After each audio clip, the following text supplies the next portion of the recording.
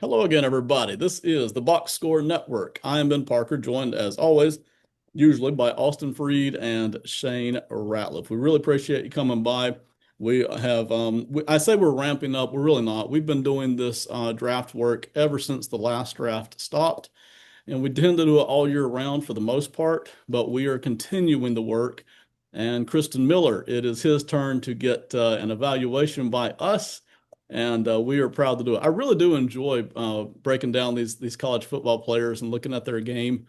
I don't do it because I enjoy ripping them apart or I can't even do what these guys could have done when they were in sixth grade, right? I don't enjoy it for that, but I do enjoy it for two reasons. One is if I were a GM and I was looking to pick up a player, I'd want to know what all they can do, right? I want to know what they're good at, what they're not. So if I were adding them to my team, I would really want to know everything I could about them. The other reason too is because on this network anyway, me and Austin and Shane do 8 to 10 offensive videos during the season where we try to decide how to attack certain offenses. So the more we know about these players, if we're an opposing coach or something, we've already got a pretty good lead-in scouting report on some of these guys. And so I do it for those reasons as well. Because if you're an NFL team, more than likely you're drafting one out of every 32 guys that you study, right? So the other 31 basically turn into your enemies, and it's nice to already have some insight on what they can do and what their strengths and weaknesses are and their football DNA. So, having said all that, that brings us to Christen Miller from Georgia, 6'4", 310. That's the numbers I see the most. We'll find out for sure during the combine. I'm going to go to Shane first. Get us started here on Christen Miller. Okay, so Ben, you mentioned the top part. I think he's going to weigh in 6'4", 310. I think those are legit numbers. I think he's going to be right about that at the combine. And for him, that's exactly where you want to be. Most of the things that I've seen, he's just under a 5 in the 40, which at 300 plus pounds and 6'4" is pretty good. Um, his game also is not fast off the ball. Yeah, this is a guy that's going to be a run stopper. Really, Georgia used him, and Austin and I have mentioned before. Sometimes this can hurt a guy, but they really used him all across the line. So sometimes you end up in a bad matchup because that's probably not where everybody would look for you to play. I think the guy's a true defensive tackle. Um, he does have he does have some weaknesses when you watch his game film, though. Uh, Tackling is an issue for him. You don't normally hear a lot of conversations about that from the defensive tackle spot, but there's some inconsistency where you really legitimately could have added to his tackle total. I also think it makes it easier for people to run at him. Uh, Pass rush moves, not a strength of his. Has opportunities, doesn't always get a great first step and beat his guy. Definitely tunnel vision to attacking the run, but I think has true natural strength. There's not a lot of times where a double team's pushing him around. Does a good job. Get his arms extended, guards centers when they double down on him. The other thing is he's played a ton of football. This is not a 1 year wonder. This is a guy that's been pretty consistent throughout his career. And playing at Georgia, there has always been a guy that's been recruited behind him that if he was better than him, they would have played him. So that's the one thing you get for offenses and defense from these upper echelon teams. If they had somebody better than him, they would have played him at Georgia. They're not going to wait around to feel bad for somebody. Um, I think Miller's going to fit into some team very well. I don't think he'll be your game record defensive tackle. Based on what I've seen, he's not great off the secondary move, especially like I mentioned with the pass rush. But this guy's a run stopper. You're going to play him in the middle of your defense. He's going to let linebackers do their job. Um, Compared to the defensive tackles that Georgia's had in the past, this is not the same level. This is not a Jordan Davis. This is not those type of guys. But I think he's going to fit into any defense. Um, I thought he played well, regardless of talent, against every team. Wouldn't question his motor. Um, but I think he's a notch below the high end level defensive tackles that are emerging the last couple of years in the NFL. Shane, really appreciate the thoughts there. I'm going to quote not everything you said verbatim, but probably two of the things you said in my notes. I'm almost word for word on two of those. So really appreciate that. Austin, over to you here. Kristen Miller, Georgia. Yeah, he's one of the more unique defensive linemen who is of the more twitchy, that is also considered to me a run stopping defensive tackle specialist almost. Like his pass rush is weak enough to where he would be one of the first guys I'm pulling off on a passing down. Like he's very high on my list of guys I want to take off the field to get an extra guy with pass rush capability on the field. So that isn't great when you look at someone of his size with his arm length, because I do believe he's going to measure in pretty well, probably nearly 34-inch arms. And I do think like the measurements are probably about right. Maybe my 6'3.5" to 6'4", probably in the 305 to 310 range. But I think the 40 of 4'9", 4'8" even is going to be possible with him. I do think he has that kind of speed and burst. I think his a lateral agility is also really special for his size. I kind of disagree with Shane on the strength aspect. I think strength is probably his weakest. Well, let's see. There's a difference between strength and power, I guess. I would say power is his Yeah. weakest attribute. Strength necessarily is fine. He can hold his ground and not necessarily get pushed back, which I guess I would classify under strength. Power, he's not pushing anybody back, very often at least. And that surprises me as someone who is, maybe around the average height, like he is, and actually plays with a really good pad level. I think you would think, and also has this burst. I would think he should have a really good bull rush, coming from like a three tech or a four eye, but doesn't. Like just gets absolutely no push when trying it. What he does do better is just avoid blocks in general rather than taking on blocks and trying to get through them. I think his tackling's pretty solid. I have him, slightly above average, probably for a defensive lineman prospect. Nothing to write home about. But I do think he plays with a really good motor. I think he's a high effort kind of a guy who I really appreciate when I see him on the tape, making a lot of plays in the run game across the other side of the line, especially when teams try and run like something like a counter.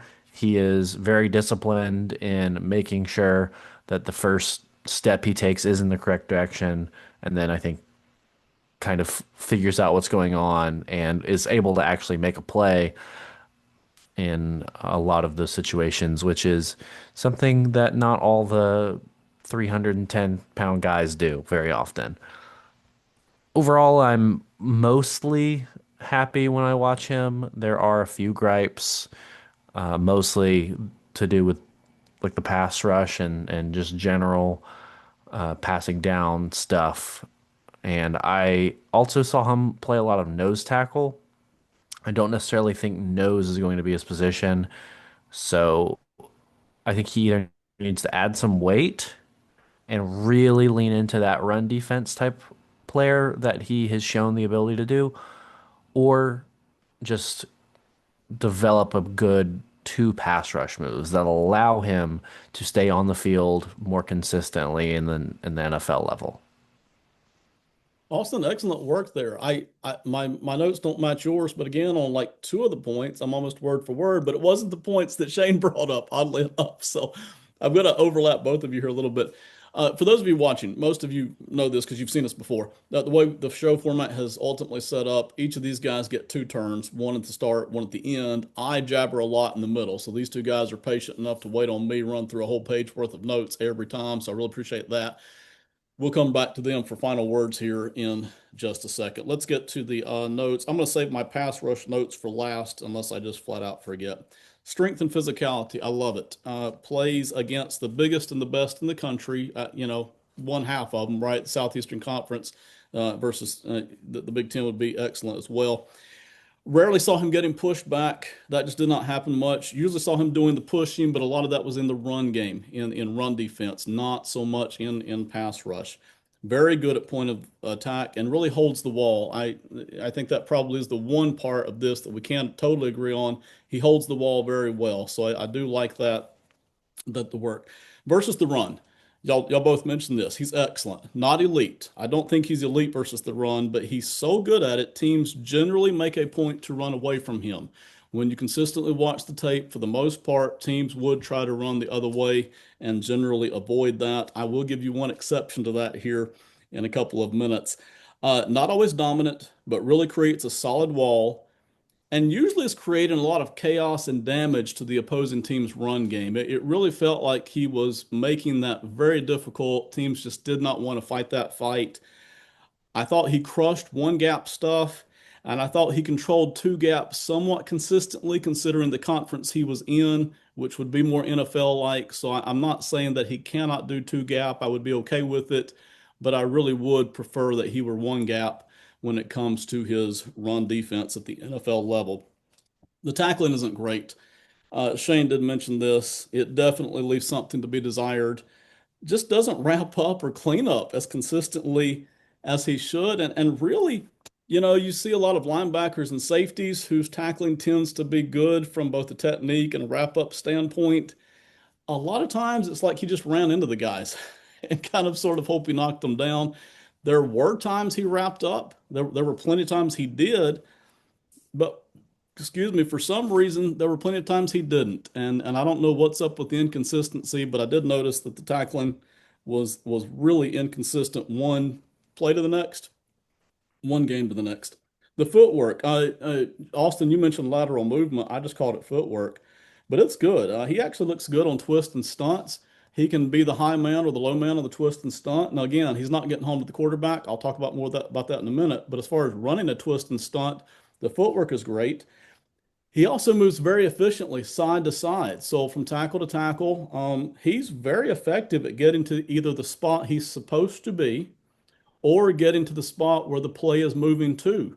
I thought his lateral movement, his footwork was very good, and I really thought that he was efficient at moving from spot to spot. I really liked that as well. Little prospect heads up sidebar here. Auburn did run the football straight at him. With Connor Lew playing center, a prospect that I love a lot when it comes to run blocking. They did not hesitate. It didn't matter who Georgia put in the middle. Auburn decided they were going to run the football up the middle, and they did exactly that. Now, that was the only team I saw doing that. I didn't see anybody else doing that to Christen Miller, and it wasn't like he was just getting flat run over, but Auburn was able to do it. I did notice that, especially during the first 2.5 quarters of that game, in which Auburn ultimately lost. Let's go back to the pass rush thing. I think y'all both nailed it here. Not always, but frequently taken off the field for passing downs. They really did take him off a lot. Austin, I think you even almost verbatim said that you would. They did. They took him off the field a lot for passing downs. Now, I did see both a swim move and a rip move from him on occasion, but he didn't use it much. Shane, you mentioned being run focused, maybe tunnel vision when it comes to run game. He just didn't break out those moves very often. I saw him use a swim and a rip, but it wasn't very often. I even saw on occasion, I saw him set up a pass rush against guys by basically, if you can envision, and I won't word this great, him basically aiming for the 10 o'clock angle. And then as the play gets about a second in, him working his way back to the 2 o'clock angle. And I thought with his footwork, that was effective. Having said that, I mean, there's just nothing here pass rush wise in terms of results. I mean, almost nothing. There just isn't any speed or explosiveness. There's no bull rush, and there's very few sacks to speak of. And it really does kind of boggle my mind a little bit when I see his size and weight, when I see his footwork, when he seems like an intelligent player. There should be more pass rush than this, but there just isn't. So, that bothers me a whole heck of a lot, even though I still like this player. So that's what I've got there on the pass rush side of things. Ultimately, I've got him as a top 50 pick, but I just don't need him in the first round. I'm not saying that a team that needs a run stopper shouldn't grab him late first. I just wouldn't be coveting him first round unless I had to have a defensive tackle. But even then, man, dang it, I've got Dominique Orange and Dante Corleone sitting back there. I've got Caden McDonald sitting there in the first round. Man, I've got other guys that I might can grab, so I don't know that I have to have Christen Miller. But if I do need a run stopper, I am proud to add him. So, Shane, back to you. Final thoughts here on Christen Miller. But I think Austin's point was good.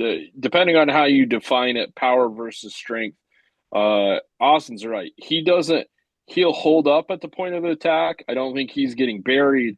But this, like I said, this is not Jordan Davis. This is not a guy that extends his arm and throws the pile back. That's Right. not what he does. Um, I think you guys really hit on it, your notes as well, Ben. Uh, for me, this guy might be a round three guy, in all honesty. I think there are other guys that are going to jump out at you. I think if you draft him, you have to have another defensive tackle that can do a little bit of everything. Because, like you said, right now it's run, stop, and take him out on third down. Like he in the NFL, he's not going to play on third down ever. I mean, even when we're talking short yardage, I still think most NFL teams would remove him because they'd still be like, well, there's still a higher probability that they're going to pass versus run right now, so we're still going to play it this way. Um, I think some of those things can be worked on. Um, I tend to think Austin mentioned it. He avoids blocks better than he does destroying them or fighting them off. And I Yep. think that has a lot to do why he doesn't show power because I think he doesn't have great hands because he doesn't even think of it as a thing. I think that also hurts him in the pass rush the same way. I think there's an ability, and I think he just thinks that he'll duck around people. And when you do that in the run game, yeah, you can maybe split a gap, especially if you don't have great center guard coverage in the NFL, everybody runs as fast as you do. Everybody's at least your size. That you're not the oddity anymore when you play against the NFL. Like I said, that's why. I mean, if he was in the third round, I wouldn't be surprised if he waited that long to hear his name called. Shane, it's a great point you make about because Austin brought up the point about avoiding blocks more effectively than he does bursting through them, which I agree with. But it's also a great point about maybe why the pass rush isn't that great is because his hand usage just is not, it's just not really there. That also is affecting him when it comes to getting after quarterbacks. Austin, give you the final word here on Christen Miller. Yeah, to me, this is a player that does not have either the production nor the tangibles athletically to put in my top 50 or give, let's say, let me change that, to give a top 50 grade. For this draft class, he very might well sneak into the last few of that. I'm just being honest, but if I were to grade this player, he would have what's traditionally not a top 50 grade for me, which I would call a late second round pick to a early third. I think there is enough. Like I said, he is just a thing above average, I think is what I said, and certain things, and that kind of goes for most of his game, except for the pass rush moves, and I think hands are a big part of that, as you mentioned, and I think his just run stopping and ability to plug gaps is the best part of his game, which is just less desired in today's NFL than it was 15 years ago. But if I had to play, I do have a player comp for him, and that's Sebastian Joseph Day. And I mean, Sebastian Joseph Day was like a super late seventh round pick, maybe even.